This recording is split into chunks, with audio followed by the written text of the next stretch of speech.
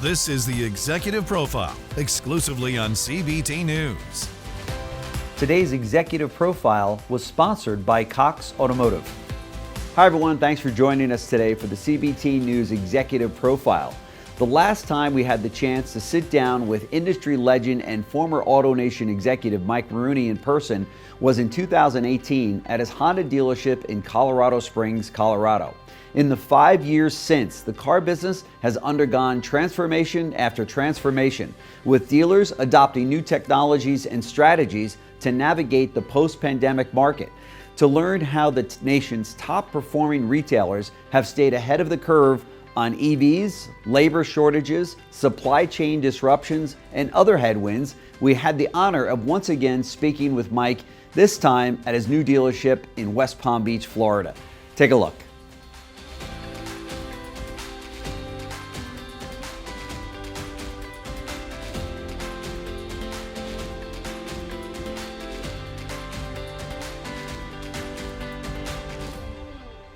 Mr. Mike Maroone, thank you so much for allowing us to come into your beautiful Chevrolet store here in West Palm Beach. Congratulations on the purchase of this store. This is one of the newer ones to your group, right? It is. We've had this for a few years in a partnership, but we now own 100% of it, and we're thrilled to be here and really, really happy to have you here, Jim. Thanks for coming. Well, thank you.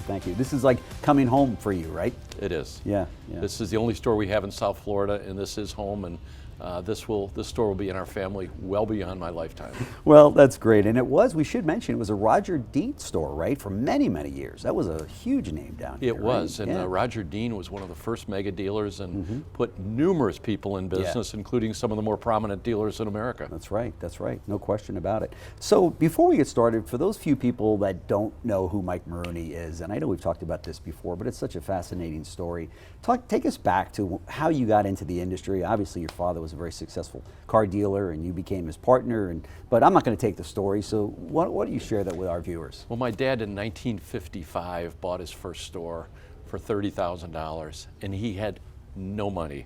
So he borrowed $5,000 from this relative, $5,000 from that relative, $5,000 from this relative, $15,000 from a bank, and started in business. Wow. And I was 2 years old at the time.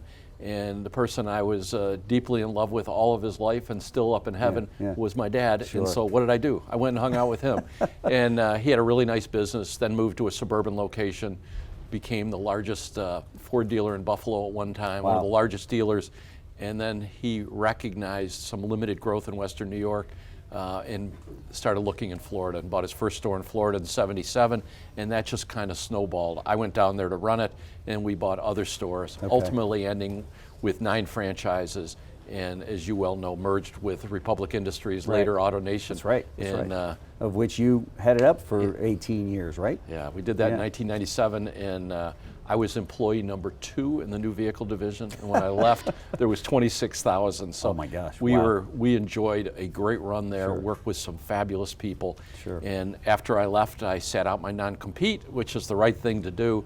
And at midnight, the night my non-compete ended, I was at NADA trying to hustle and find my next store. And which was the case with a lot of the dealers that obviously you jumped on a plane and went out with a big checkbook and said, okay, let's go buy a bunch of dealerships. But that actually is the same story, right? Very similar story to a lot of dealers that sold to AutoNation and then said, okay, I'm going to sit on the sidelines for a couple of years and then right back at it, right? Yeah, it's an addictive business, and I've loved it every day of my life. And I'm not a big car nut, but I love the car business. And we came back in and then we started in 2017 and bought 4 stores and then created a partnership with Joe Serra, who you know well. That's right. And later have picked up a number of additional stores. We'll close on another one in December. Really? It's not publicly announced. Okay. And that'll be store number 8. Okay. And we're just having a lot of fun, and we've been able to attract the right talent and the right business model to grow. And you shared with me then back in 2018 that it was really more about that next generation, right? That you're kind of doing it for them. Yeah, we call it a knowledge transfer phase. And I guess both you and I and others of our peers in the business, we think we've learned a lot along the way. Certainly the world changes, but at the end of your career, you'd love to share that knowledge in the right way. That's right. And that's what we've tried to do. And luckily, I've attracted 3 family members in, and some great equity partners, because our model's different. Our operators have equity in the store. Okay. And that model's worked well for me, and it's been a lot of fun. Sure, sure. If we were sitting here 10 years from now, what might the Mike Maroone Auto Group look like? I mean, are you just going to keep acquiring stores, or when is enough enough? I don't know when enough is enough. I think it's about, do you have quality partners that you can build on? Is there capital out there? Are there lenders out there that will help you along the way? And is there attractive opportunities? Sure. We've limited our geography to Florida and Colorado, just selfishly. Okay. And so we're looking in those markets, but we don't have a goal of how many we want to acquire. We just want to run the ones we have extremely well, create opportunities for people, serve our guests well, and then we'll see what happens. Sure, sure. Is there a month that goes by that you don't get a phone call from somebody that says, hey, Mike, I love your stores. You do a great job with your customers. You got a great staff. We want to acquire you? To be honest, I haven't gotten too many of those calls, and I have absolutely no interest in selling stores. I have an interest in acquiring stores. So I get more on the would you like to buy rather than would you like to sell. As I mentioned in the opening of this segment, last time we met, it was before COVID, which really changed the world in so many different ways. It changed the automotive industry for sure. And of course, back then, your father was still with us. I should say he passed away in 2021. I'm very sorry about that, and just a great guy. What was his take on the industry? And I know that you were very active with him in those last years of his life. And what was his take on the industry? He just thought it's a great business and a great place to invest your capital, and a great place to go to work. We find the auto retail business very exciting and very competitive, and he liked the competition. He liked our sales numbers, and even when he was in his middle and high 90s, he'd say, "What'd you sell today? And how'd it go? And what'd you make in the store?" Right. And his other thing was, no matter how many cars you sold, he said, "You could have sold one more." You could have sold. You left some on the table. So that's the lesson that'll stay in my head forever. That's right. So let's talk about COVID. Here we are now, 3-4 years outside of, I guess 3 years outside of COVID. What were some of the big takeaways, and what was the impact that had on your group moving forward? I'll give you a predictable one and then maybe an unpredictable one. The predictable one is it taught us how to serve guests in a totally different way, and it taught guests that they didn't need to physically be there. Well, I knew that from my Carvana duty of how many people would be interested, but our business was always, the auto retail business was always a step behind, and I think it opened up this horizon of saying, we can sell cars out of state, we can sell things remotely, we can do things. It changed the way we marketed. So I think that was all good. I think the other thing it did that isn't talked about is it taught the new vehicle dealer the power of margin. If you look at the profits that we've all enjoyed the last 3 years, that's right. 3X. They were 3X, 2X, but it all came on margin. It didn't come on volume. So we were all tuned to volume, tuned to margin. Well, the world's changing, and it's changing back the other way, and now it's back to a volume mindset. But the profits were all driven by new vehicle margin. Right. There were a lot of dealers during that time after COVID hit that said, hey, we got the car, and guess what? We're throwing a big sticker on this thing, an addendum sticker, to maximize that even greater gross profit. A, were you one of those dealers? And B, what is your take on that? So we tried to take a long-term approach, and yes, there was a couple of specialty vehicles we sold at additional dealer profit, but very, very few. We held the line. We could have made more money. I think we did the right thing for our guests. I think our guests have very good memories of who treated them well. That's right. And listen, there's plenty of gross margin in the business, just doing it right. So my view was, let's stop at MSRP. Other than value-added options, but not big packages, not additional dealer profit for the most part. And I'm very comfortable that we made the right decision. And it should be said that, for anybody that's been in the business longer than a week, there's always those specialty cars that somebody might come in. Maybe it's a Corvette, or maybe it's a particular Mercedes-Benz model or whatever that the dealer just doesn't get that many of, and they're going to put a sticker on that anyway, right? Even without COVID. I think that's it. But again, those are very, very few. MSRP gives us plenty of margin. It's when we compete with each other and cut the price and cut the price and cut the price that it doesn't really make a lot of sense. That's right. What is your take on the factories going, okay, we're getting back to 60-day supply of vehicles, and you guys are going to be now dog eat dog out there, against your competition? Is there any? I think that we're coming back to a more normalized inventory. It varies tremendously by brand, Yeah. but most of our inventories are back. Okay. We look at our in-stock, in-transit, and total available separately, track them multiple times a month so we can kind of see what's happening. What's interesting is the incentives haven't yet caught up. And yes, I know the incentives are slightly higher than they were at the bottom, but there's a little hesitation right now in the purchase process because, especially in the 24 models, there's very low or no incentives and very high prices, and a consumer that's being pressured on affordability in our products and everything in every other part of their life. That's right. That's right. EVs, as I mentioned, we didn't talk about that last time we spoke in person. You talked about it on CBT News since then. But what is your take on EVs? You know, I talk to dealers all over the country all day long, and it's a mixed bag out there. You know, many dealers are like, wait a minute, we got to pump the brakes. We don't have the consumers that want EVs. While other dealers are saying, give me all the EVs you can send me and we'll sell them. Now that might be in California, that might be in New York, it might be in South Florida here. Do you think the industry is moving too fast, or are we on pace? I think the industry has moved too fast. So first of all, let me say, I am pro clean air. I look at my grandchildren and my children and say, I want clean air for them, not just for myself. And I think it's socially the responsible thing to do. What's happened is we've got a government pushing incentives where there's no infrastructure in place to deal with it.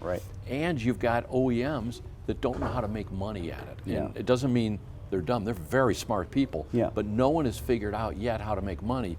Yet the capital flowing into the EVs is in many cases 8 to 10 billion a year.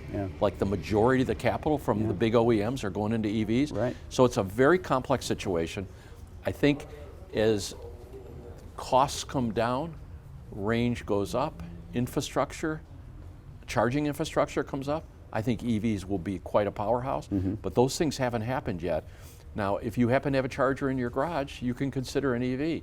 If you don't, you're living in an apartment building or you're renting a car. I mean, we've seen all the reports recently about how in the rental agencies, people are going, no, I won't take that. They don't know where the charging stations are. They don't have confidence. So it's a matter of confidence and trust. But most importantly, I don't think either the dealers or the OEMs know how we're going to make money at EVs yet. Right. How far out do you think we are on that? When do you think it'll all align and the EV business will be there, the infrastructure, and the profitability from the OEMs? Do you think we're a year, 2 years, 5 I think years? it's going to be 2 to 3 years. And again, I think the charging infrastructure is the number one thing. I was in California recently, and my Uber driver was driving an electric vehicle. I said, tell me what it's like. He said, we've got high-speed chargers everywhere. It's no big deal. Well, when you go outside of California and outside of a lot of metro areas, there's not that infrastructure. So I don't know how it works. But it will work long term. I think the reality of it is people are now starting to put some capital back into ICE engines because they know they can make money at it. So it's a more defined business model. One of the times that you were on CBT News, we talked about Ford's program when they came out, and they said, hey, if you're a Ford dealer, you have to adhere to 5 different pillars, you know, if you want to sell EVs. You were one of the first to come out and say, I have no problem with that. Let's get on with it. A, how is that going? And B, are all of the dealers on board, or are many of your colleagues with you on that? I think most people have made the investment in the store investments. The reality of it is now finding out how to sell them. And you know, people and pundits that observe the industry, consultants, all talk about, we have to re-educate the whole industry. Jim, it's just a different powertrain. Yes, there's questions, but they're not complicated questions. Where do I get chargers?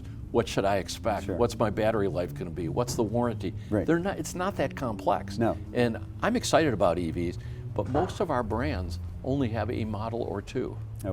So I think we're going to see it change a lot. You know, at GM, we've had the Bolt and the Volt. Well, we're about to have a whole new generation of product. In Ford, we've got the F-150 Lightning and the Mach-E, both great products. But as they come into wider models, it's going to be really interesting. And then we're going to be faced with the price issue. Is it affordable? Right. That was my next topic. What a perfect segue. Average price of a new car, $47,000 plus, and the average price of a used car, $35,000. I just read a report this morning on the way in that says delinquency rates of vehicle loans are a 30-year high.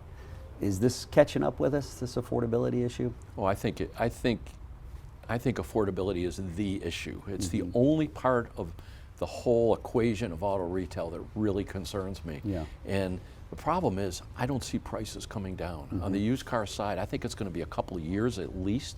There's an imbalance in supply and demand, right, and it's not going to bring prices down. I think our used car prices, on average in the industry, are about $5,000 a car too high. Yeah. And that's a lot to a consumer on top of the increase in interest rates. So That's right. I think it's a big challenge, and I think affordability is going to continue to be the challenge. But we're a very creative industry, whether we use one pays or leasing or balloon payments. Sure. There's a lot of ways to skin the cat, and I think that as an industry we'll figure it out, but the pressure is on. Yeah. What's nice is we're now starting to get a full spectrum of vehicles being built.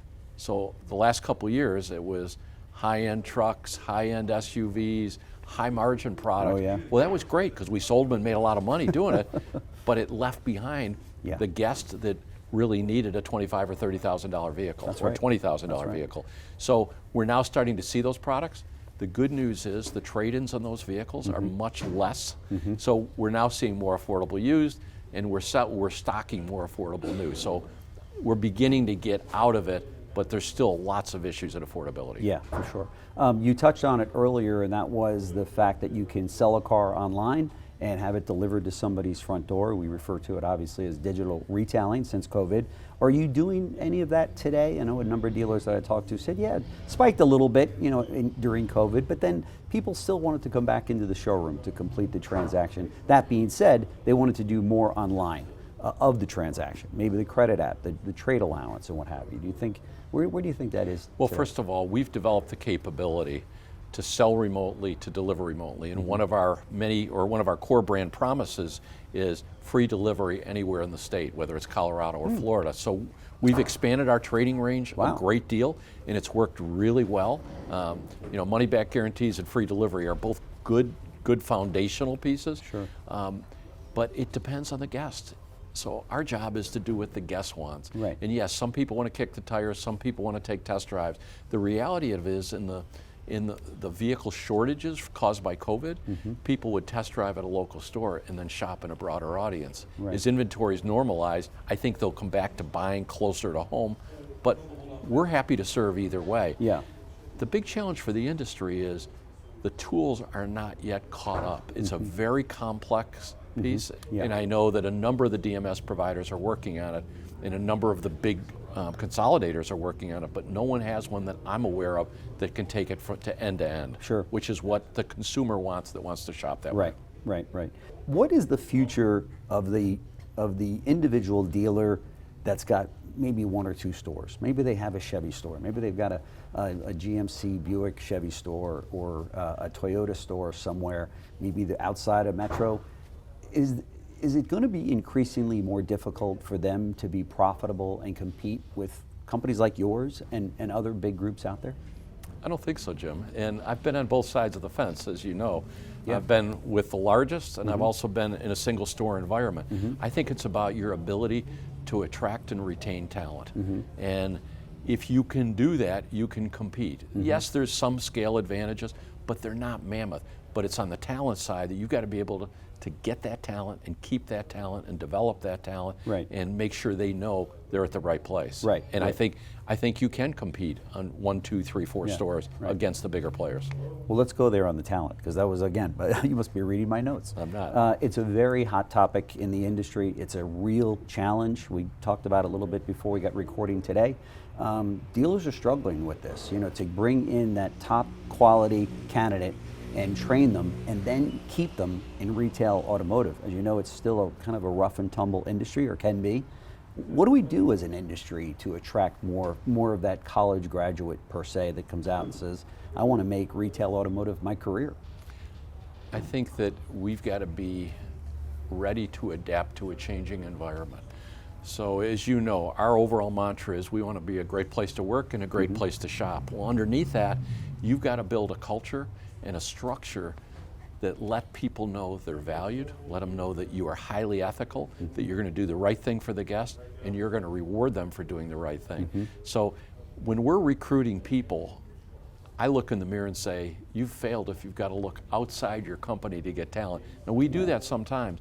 Since we've been in business in Colorado and Florida, we've promoted 30 people into management jobs or higher management jobs. We tell people, we want you to come here and grow. We want you to fulfill all your aspirations, whether it's more authority, more money, more success. That's my job, to create that kind of atmosphere. And I think we've done a really good job. We do go outside occasionally. Techs, obviously, we've got to go outside, although we've got 30 apprentice techs in development programs. So we're really working hard to develop people internally, but we do have to go outside. Now, when we go outside, what I think is important is that we make really good selections, not just getting hand raisers that want to work for us, but going through a very rigorous process to interview, multiple interviews, background checks, most importantly, creating the right expectation and saying, here's how we work. And yes, we'll have some flexibility on hours here. We'll have flexibility on pay plan as you learn. We'll do all these different things, but we want you to be here and we want you to make a commitment to us. And if you do that, we're going to make a deep commitment to you. Sure, sure. And do you find that you're getting that quality candidate to be able to do that with? I think we are. I don't think there's ever enough. I don't ever want to say we're overflowing with talent, but we are able. We think we've got a good reputation in the markets we're in. We treat people really well.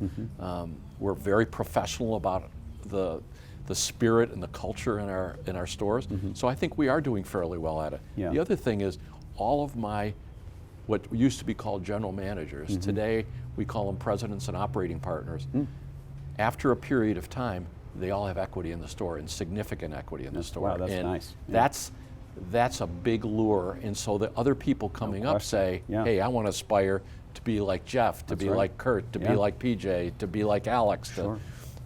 Others see that, and that's right. And I think it's a great motivator. I want my partners to be very, very successful. And yes, if I didn't do that, could I make more money? Yeah, but I have better quality operators, we have better run stores, we have people that are vested in the stores, and then we create a structure in the store so it can be fun for the operator. It's not all corporate top-down. Yeah. During COVID, we also saw a number of dealers, maybe you were one of them, that did anything they had to do to get that car into service. They'd pick it up, they'd bring a loaner to the house, they'd bring the car back, all sorts of different things to make sure that customer is taken care of, that guest, as you call them, which is the right reference there, but to keep that guest happy in fixed ops by doing everything you can do to make them happy. Do you do things like that? We do, and I would tell you, it's a major challenge. Yeah, I bet. You know, remote service and the mobile vans and things like that, staffing those is really hard. Sure. I mean, when that same tech could stay in a stall, have parts delivered to them, turn 50, 60, 70 hours in a week, to go out and call on people for basic maintenance or mechanical breakdown. It's hard. It's hard to find people. We're doing it, and it's imperfect, but we're going to work really hard at it, because if that's what our guests want, that's what we want to deliver. Pickup and delivery is easier. We've been doing that. One of our stores has a huge fleet business where we're picking up trucks. We have dozens of vehicles being picked up daily and being brought in. And it's easier on the commercial side, but on the residential side, it's hard. Yeah, I bet. You know, people aren't always home. We don't necessarily have the parts. There's been parts shortages and delays. It's great conceptually. It's not easy to execute. Sure. You did an incredible job at AutoNation, and for so long was the #1 retailer in the country with all of the stores that AutoNation had. And I know that you were personally responsible for a lot of that success. You and Mike Jackson together worked as an incredible team. What's your take on Lithia now taking that top spot? Well, first, let me start with AutoNation. The beauty for AutoNation with me is, in addition to Mike Jackson, who was great, and Wayne Huizinga, there was hundreds, thousands of really talented people. So I learned from all of them. And we had a great run, and I'm very proud of what we accomplished. As I sit back and watch people do the next step, I look at, this is the kind of bold acquisition phase that, like what Lithia is doing, which is what Wayne did back in '97. And I was at the center with a number of other people of doing that. So I admire what they're doing. I think you've got to wait and see what are the results, because rapid acquisition is really hard, and I have lived it, and it's really hard. I bet it is, yeah. It looks as though if you have the money and you can acquire a good group, okay, and just say, okay, just keep running it. Run it the way you were running it. Maybe you're doing this some of your acquisitions. It seems like it wouldn't be that hard if you could just go out and buy a bunch of dealerships, and successful ones, and you don't have to break it down, fire everybody, put in your own crew. Am I underestimating that in a very big way? Yes, you are. Okay. Everybody starts with the best of intentions, and when you do an acquisition, almost in every case, you might have a key person or two you're bringing in, and you're saying, I want to work with that workforce, they've had great results. Well, every store's run differently, everybody's compensated differently.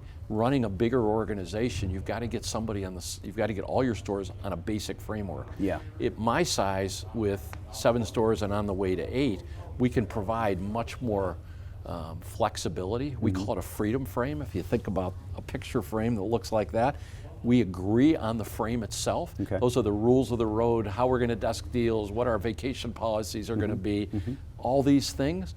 But inside the frame, I want the operator's personality in there. I want to make it a great place to work, a great place to shop, a fun place, and I don't want to stifle that. Well, you can do that with 6, 7, 8, 10 stores. It's really hard to do that with 100, 200, 300 when you've got shareholders looking at you going, that's right, we want more. That's right, that's right. So that's the challenge. What has it been like for you now that you've back in the retail business as a private cap dealer versus running a publicly traded company? What are some of the differences there?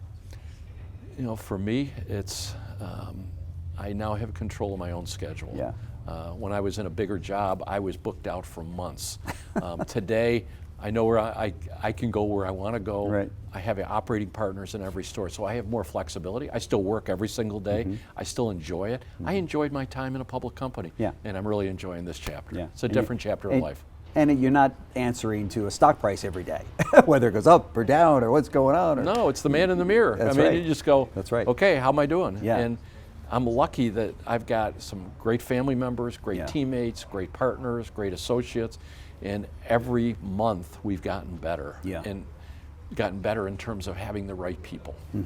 I've spoken to a lot of dealers that have been very challenged in the succession plan of their group. You know, we've got maybe some kids that are not in the store or not in the business, and others that are, and then how do you make sense of all that so that the family doesn't fall apart if in the event something should happen to the lead person, right? I think you've got to have a plan first. In my situation, neither of my children wanted to be in auto retail, and they both have very successful careers in other businesses, but I've been blessed, got a son-in-law and a couple of nephews that are really good at what they do.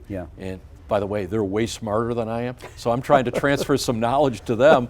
But in the meantime, they're passionate about the business. They're doing a great job. They're providing the leadership. They provide the work ethic. So right now, life's really good, but you have to prepare for other chapters. And we're doing that. Is it frustrating for somebody like yourself that's built this incredible company, and to have 2 kids that go, I see what you did, Dad, and you followed your father, but we're out.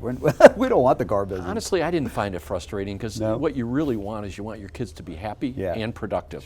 Productive not in terms of financial results, but where they've got passion and they dive in, and both of my kids work really hard and they're really good people.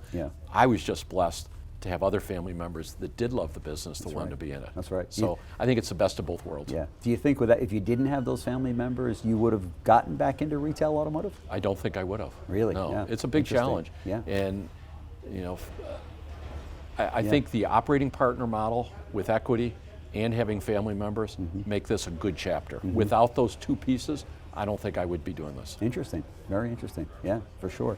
So let me ask you, in terms of the overall industry, here we are right now in November, and we're dealing with high interest rates. We're dealing with still high gas prices. Inflation still continues to be an issue. We're going into an election year, which could be all over the place. What do you think of 2024? What do you think of the year ahead for us in the industry? I'm going to start by answering you for 2023. Okay. We came into 2023 thinking it was going to be a much more difficult environment. And the reality of it is the first 9 months of the year have been great. We're starting to see a little bit of a slowdown now. Some of it's seasonal. Some of it is we're not getting the margins we did because there's more product coming in the marketplace. I think 24 is going to have its challenges, but it's a great business, it's a resilient business, Yeah. and we've learned to adapt. Probably more importantly is we've built really good teams in parts and service that I think can help carry some of the overhead and help smooth out some of the ups and downs of the variable side of the business. Yeah, yeah. We see some companies out there, such as Scout and others, that are still flirting with the direct-to-consumer sales approach for their products, and then of course some cars coming in from Vietnam and other disruptors out there. Obviously, we know Tesla, but Lucid and Rivian and such. What's your take on that? Is that something dealers should be concerned about? I think you have to watch all changes in the market. So I think you've described two different situations with people that are going to be shipping cars into America through a franchise dealer network. It's just more of the same. It's like when Toyota, Honda, Nissan came in, when the Koreans came in. That I don't think is any different. It's just opportunistic. I think the direct sellers are different, and they've got to prove that they can do two things. One, that they can make money doing it, and that they can serve guests post-delivery. And I think that's the knock on Tesla. I happen to admire Elon Musk. I shake my head, and I've read Isaacson's book on him recently, and I follow his career. And he's got part of it right, but part of it's not right, and that's the guest experience post-sale. And I'm sure he'll fix it over time. But until each one of those direct sellers gets to a level of profitability that they can build out a real parts and service network, it's going to be a heck of a challenge. And I like our odds on the franchise dealer side. Right. So let me ask you this on a personal side, because dealers want to know this. You've been working, like you said, almost since the age of 2 when you followed your dad into the car business. What do you do on your spare time? I mean, what motivates you to say, okay, when I'm away from the stores, here's my love? My passion is helping people. Yeah. And you and I have shared before, I'm on the enterprise board, which is the global board of the Cleveland Clinic. I'm the chairman of Cleveland Clinic, Florida. Wow. Helping people with healthcare. It's not about me, it's about the Cleveland Clinic. Helping people with complex healthcare problems really motivates me. Helping people that aren't enjoying the same success that our families enjoyed, helping those people. So my passion outside of auto retail is trying to help people, and it's very fulfilling for me, and I think I can make a difference doing that. Yeah, fantastic. I've interviewed, as you know, a number of dealers, and they seem to be very focused, like yourself, on giving back. Does that seem to be a common thread among dealer principals, do you think? My friends that are auto retailers are all givers, and everybody does it in a different way, to a different scale. But I think we all feel very blessed with the success we've had, and we want to share it with our communities. And I think it's one of the obligations you have in business is you've got to give back. And we give back in many ways to many organizations. What we really try and do is get organizations that our people are passionate about. And so there's sweat equity, not just money. And one example would be Habitat for Humanity. We've been doing that for military veterans in Colorado Springs.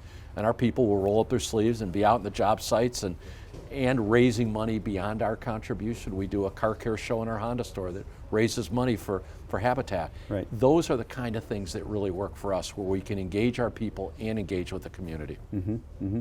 If you had a moment to talk to your younger self, let's take you back to in your 20s when you're working with your dad, what would you tell yourself about what would be different? What advice would you give yourself? I'm not sure I could say to myself, you ought to work harder, because we work really, really hard. How do you? I'd say you put things in a perspective, and we had an expression that I learned from my dad is don't get too high when things are good and don't get too low when they're not. Just stay to your principles and work really hard. I think as a young person in the business, you get really excited when things are great, and when things are bad, it's like the world's coming to an end. After you've been at this for a while, you go, I figured it out before. I have a lot of friends that are trying to figure it out too. We'll band together and we'll figure out how to solve these problems, whether it's a labor strike, a component shortage, a pandemic. We'll join together and figure it out. And one of the blessings I've had is a network of friends in the business, many of whom you know that you've interviewed, and we all share very openly. It's not a 20 group. We don't share financials, we share ideas. And when someone's in need, whether it's a life transition, all of us will band together and come and help that dealer. And I think that's it's a great trademark for our industry and something that's helped me a lot. Yeah, yeah, for sure. I guess it's pretty much the way you want to be remembered. I want to be remembered as a giver, not a taker. And I think you do a pretty good job of that. Thank you. Mike Maroone, thank you so much. Joe, This has thanks been for a having me. Real pleasure. It's an honor to be with you. Thank you.